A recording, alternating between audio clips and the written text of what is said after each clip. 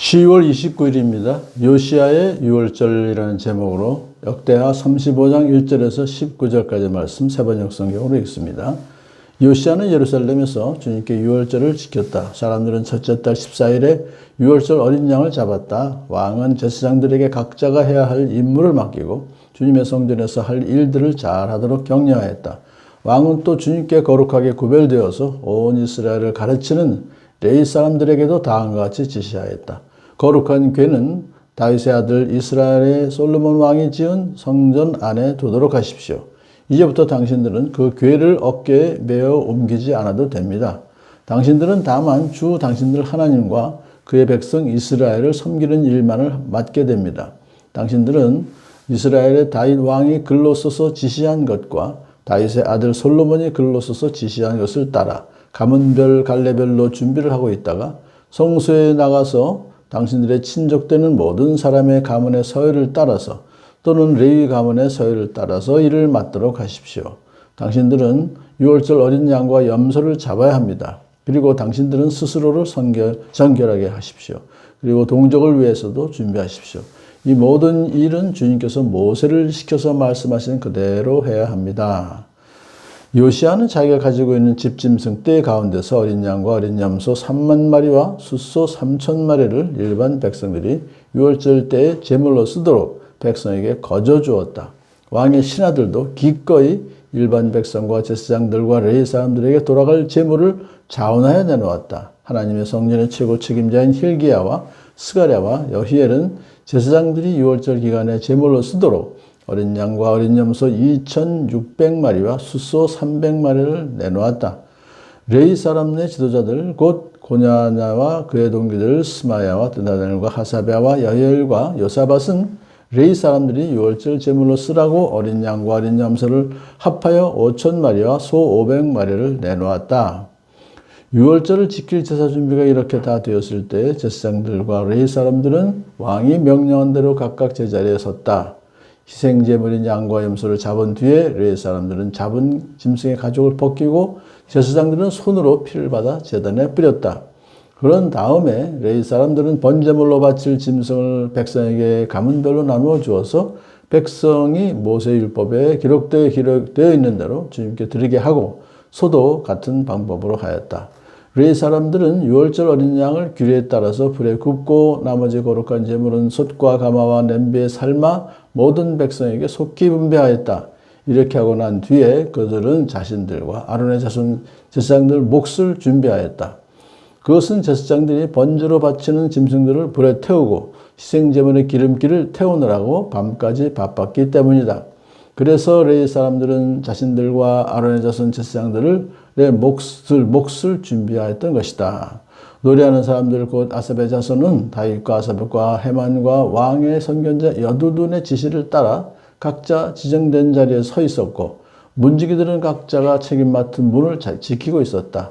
노래하는 사람들이나 문을 지키는 사람들이 그들의 근무 장소에서 떠나지 않아도 되었던 것은 그들의 친족 레위 사람들이 그들의 몫을 준비하여 주었기 때문이다. 이와 같이 그날의 요시야 왕이 명령한 대로 모든 일이 다 잘 준비되어 주님께 예배를 드릴 수 있었다. 사람들은 6월절을 지키며 주님의 단에 번제를 드렸다. 그때 거기 모인 이스라엘 자손은 6월절을 지키고 이어서 이래 또한 무교절을 지켰다. 예언자 사무엘 이후로 이스라엘 안에서 이처럼 6월절을 지킨 예가 없었고 이스라엘 역대 왕들 가운데서도 요시야가 제사장들과 레위 사람들과 그때 거기에 모인 온 유대와 이스라엘 사람들과 예루살렘 집들과 함께 지킨 그런 6월절은 일찍이 지켜본 왕이 없었다.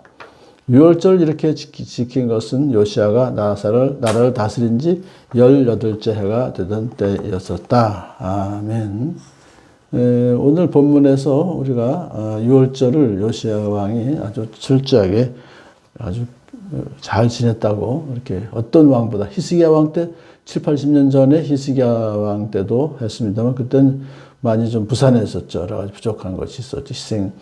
성결 예식을 행하지 않았기 때문에. 자, 근데 이번에는 6월절을 아주 요아스는 철저하게 준비를 잘 해서 또 날짜도 제대로 된 첫째 달 14일에 어린 양을 잡았어요. 제사장들과 레위 사람들이 각자가 해야 할 임무를 맡기고 또 격려했어요.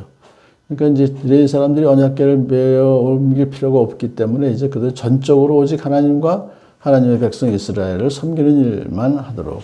그러니까 어린 양, 유월절 어린 양과 염소를 잡는 일을 레위 사람들에게 맡겼습니다. 원래는 백성들이 해야 되는데 그걸 레위 사람이 전적으로 맡겼어요. 자, 그 요시야는 정말 오늘 쭉 보면서 우리가 읽은 것은 레위 사람들과 레위 제사장들에게 정확하게 임무를 맡기고 또 가문의 서열을 따라서 또 다윗과 솔로몬이 글을 써서 지시한 것을 따라서 일을 잘하도록 그렇게 지시했고요. 그 다음에 이제 준비가 된 다음에 요시야 왕이 백성들의 제물로 사용할 짐승 33,000마리를 그냥 백성들에게 주었습니다. 거저. 그랬더니 또 신하들과 책임자들과 지도자들이 각각 자기의 소속 원들을 위해서 또 많은 희생 제물을 내놓았어요. 그러니까 넉넉한 제물이 준비가 된 후에 이제 제대로 번제도 드리고 그다음에 화목제도 드려서 화목제는 원래 그 기름기 또 내장 같은 걸 태워버린 다음에 고기를 먹게 되어 있기 때문에 바로 유월절 양은 그 화목제물이 된 것이죠. 그래서 양과 염소를 잡은 뒤에 이제 그것을 구워서 또는 삶아서 먹도록 했는데 우선적으로 레위 사람들은 이스라엘 백성들을 위해서 내놓고서 주었고 그 다음에 또 레위 사람들은 이제 제사장과 자기들을 위해서 준비했고 또 노래하는 자들이나 문 지키는 사람들을 위해서 준비를 해서 모든 것이 참 잘 이렇게 분배되어서 잘 진행되었다라고 했잖아요. 이어서 이제 무교절까지 지켰어요. 일주일 동안. 이렇게 요아스의 유월절을 자세히 기록한 것은 포로로 있다가 귀환한 백성들에게 유월절의 중요성을 가르치기 위한 것입니다. 하나님은 이스라엘의 구원자이시며 또 하나님의 은혜로 구원받은 하나님의 백성이라는 자존감을 갖게 하는 그런 뜻도 되지만 오늘날은 바로 우리의 유월절 양이신 예수님께서 희생되셨죠. 그것을 우리는 주님의 만찬 때 그것을 기억합니다. 이것은 유월절 만찬은 예수님이 최후의 만찬에서 성찬식을 하도록 제정하셨잖아요. 그렇게 함으로써 이제 예수님의 피와 예수님의 살을 기억하도록.